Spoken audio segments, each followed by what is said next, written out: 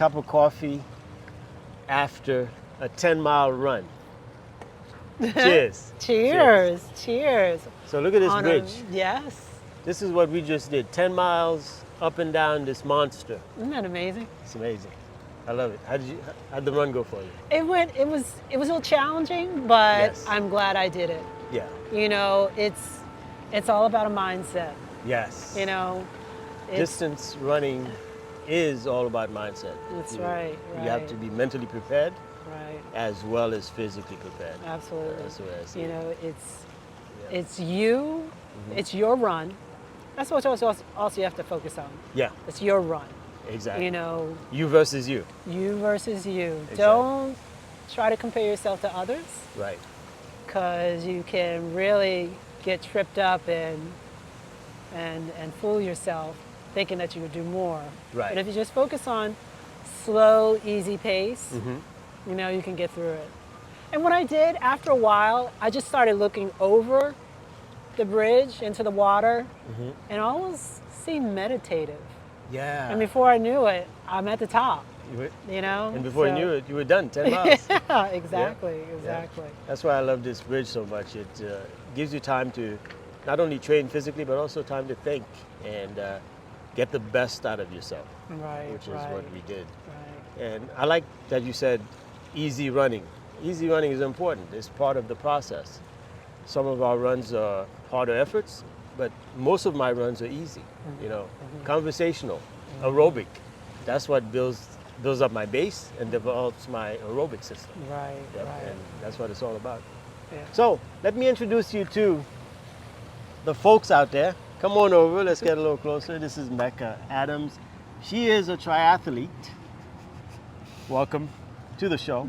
Thank you. Thank you for having me. Oh, It's sure. good to be here. Yep, the Rookie Runners Pod video edition. And how long have you been doing triathlons? I've been doing triathlons probably since 2001 or 2. I did my first triathlon. Okay, So it's been a while. I've always been swimming. Mm-hmm. I ran in high school. Sure. So all I had to do was just pretty much get on the bike. Yes. What was your event in So, high school, by the way? I may interrupt. High school I ran track, 100, 200 relay. Okay. And that was pretty much it. Yeah, so you were a sprinter. I was a sprinter, Yep. right. Fast. So I never really did long distance until I got out of college and started running with some friends. Okay. And found out what long distance was like. You know, Gotcha. it's a different beast. It is, and you fell in love with it. I fell in love with Yeah. it. Yeah. I always say running is you either love it or you hate it. Yes. How about the swimming part? The That's swimming a part. challenge for me, but how did you get Thank into God I swimming? always loved the water. I was very fortunate. I lived in the Bronx, Okay. and not too far down the street was a community pool. Okay. I thought you were going to say you swam in the Bronx River. No, no, not the Bronx River. The Hudson River. The Hudson River, right. So we would go swimming there, you know, in the summertime. Okay. And I was always in the kiddie pool because I was young. My brothers would go into the big pool. They would say, Mecca, you got to stay over in the kiddie pool because you can't swim. Sure, sure. And then later on, my mom moved upstate New York in the Catskills. Okay. And who would have thought? We moved on a African-American resort. Okay. It was called Paradise Farms. So a lot of elite African-Americans that lived in New York City would, on the weekends, would go to this resort because there weren't a lot of resorts that would allow black people to come and for the weekend. So Sure. this resort was specifically for African Americans, and they had a pool there, tennis courts, everything, and we lived on the resort year round. So Very nice. being very small at the time, I hung around the pool the whole summer. Yeah. Not to mention I also had a crush on a lifeguard, Okay. but I was just a little kid. Yeah. And I never took a lesson. Yeah. But the lifeguard, you know, he would tell me little tips, I would watch. And before I knew it, I was learning how to swim. When I graduated college, my first job was a lifeguard for the city of Norfolk. Okay. I was a beach guard also, first African American beach guard I ever had. Very good. And Very good. again, learned how to swim, was swimming.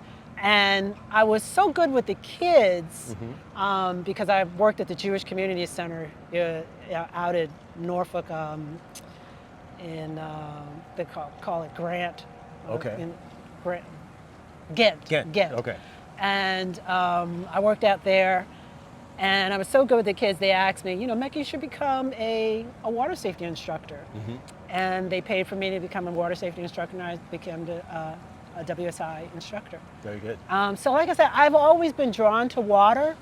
And I don't know, when I moved to North Carolina, I was running with some friends, and there was this race called the Lake Christie Triathlon. Okay.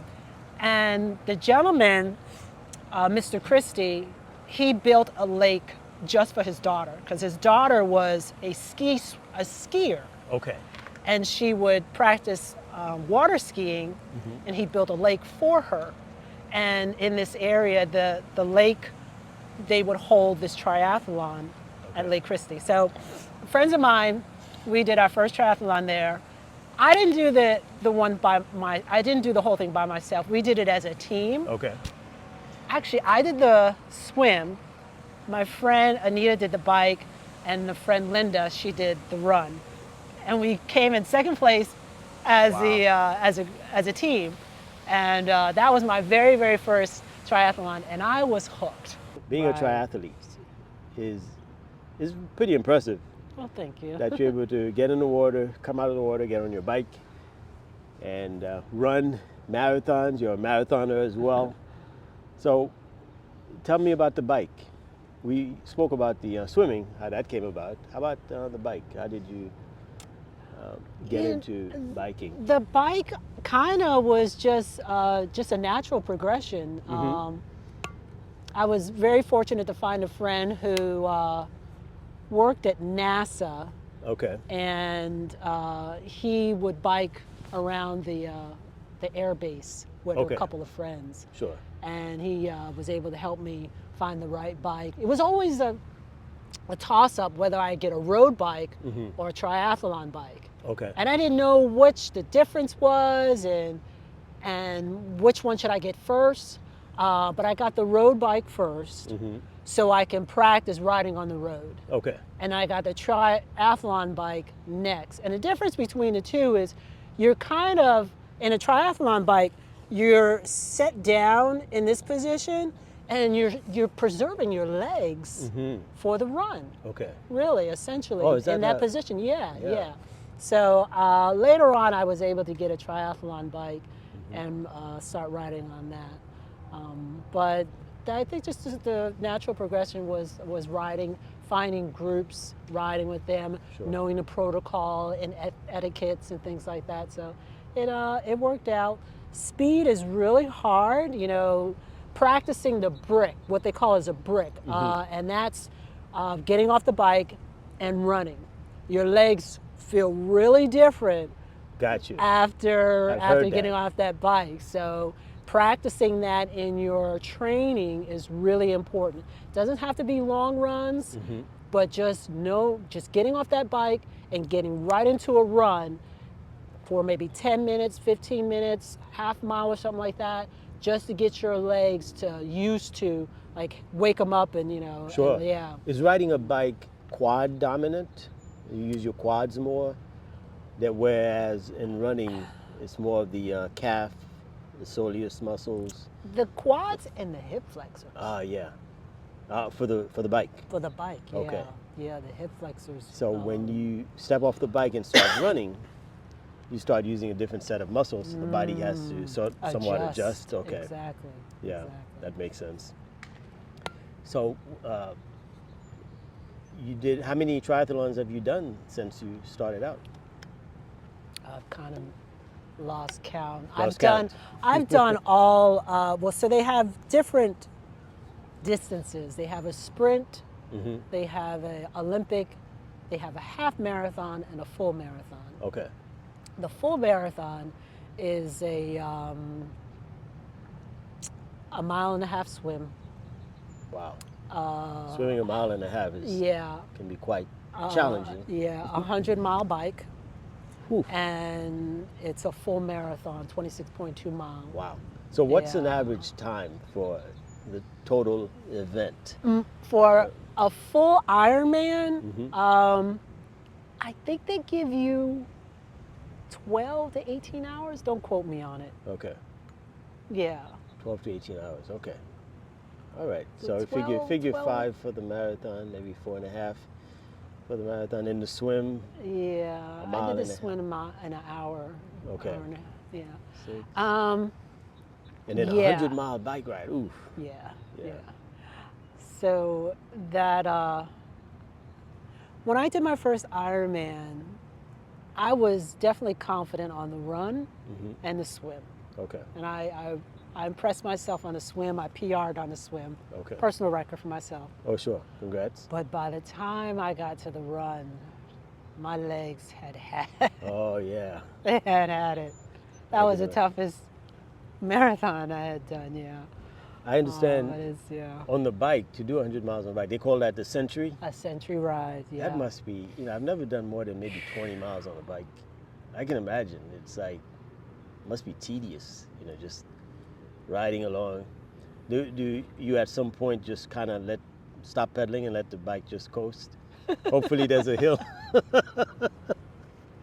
I don't remember any coasting. Are there any cheaters that have a little, A motor? yeah, a little motor on the bike? Little Oh, aid? no, Do they check you for that? can't. Make sure that I'm sure they do. But see yeah. some guy riding his bike and all of a sudden he's not pedaling and the bike is just whizzing by. Hey, what's going on here? But anyway, Yeah. but that's yeah, awesome. That's it's really a great thing. a big accomplishment. Big It really accomplishment. is. Yeah. It's not so much the race itself, but like, it's every marathon. It's the training. Mm-hmm. It's the preparation, because you got to think about it. You got to prepare Mm-hmm. every single day. You're doing at least two sports. Yes. In the Yeah. morning, I would either run and swim, Mm-hmm. or bike and run, or swim and run, or swim and bike, or so it's every day you're preparing yourself, Yeah.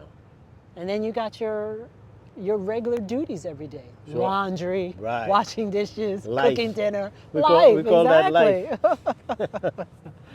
So But- I always, when I go into an establishment or a job, that's the first thing I look for is a runner, Mm-hmm.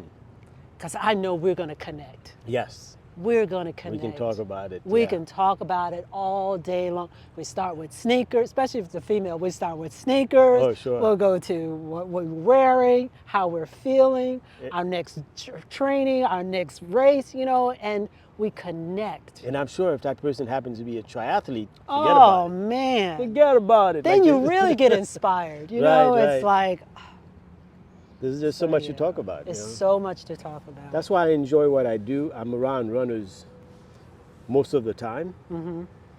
And we talk about running with my customers. It's not work. It's just doing what you love. It's important to do what you love also. And I guess part of it, this is why we do what we do, because we love it. Now, the average person wouldn't think about coming here on a Saturday morning or Sunday morning and run 10, 15 miles on a bridge and put themselves through that pain, right? It's not an easy task, but we love it. We love what we do. We love putting the body through the rigors of training and to see what we can do to bring out our full potential, and that's why we do it for the most part. Yeah. Right. And I truly enjoy it. Yeah. And it's something you can do for life, for life. right? So, Yeah.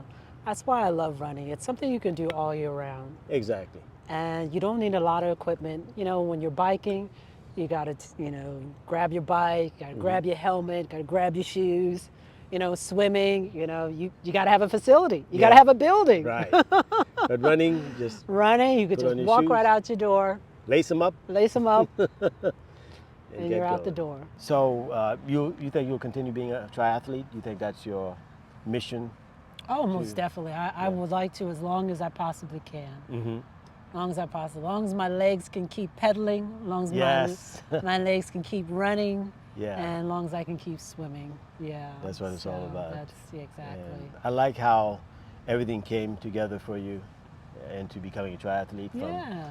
your humble beginnings as a child learning how to swim, and the biking, and of course the running. Yeah, Yeah. definitely. You started as a track athlete just like I did in high school. I ran the 400 meters. My goal is to eventually retire from distance running and go back to the track and compete Oh. in my age group in the Okay. 400 meters. You could do it. Yeah, and I think that would be my Your goal. my goal.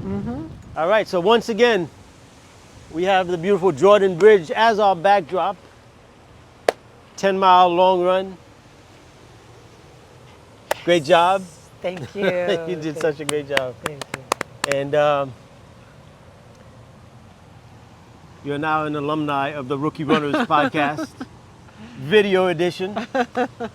Thank you for joining me, Mecca. Thank you. Thank you for having me. I appreciate it. And all the best to you and your triathlon journey, Same to your you. running journey, Yes, and sir. I'm sure we'll run again. for sure. Yes. And hopefully I get you in the pool Yes, because I need to learn how to swim. I can swim to save my life. to save your life. That's You know, that's, like that's if a start. if I'm over here and I see the shore, I'm going to swim to the shore. You want to the get same- to the shore.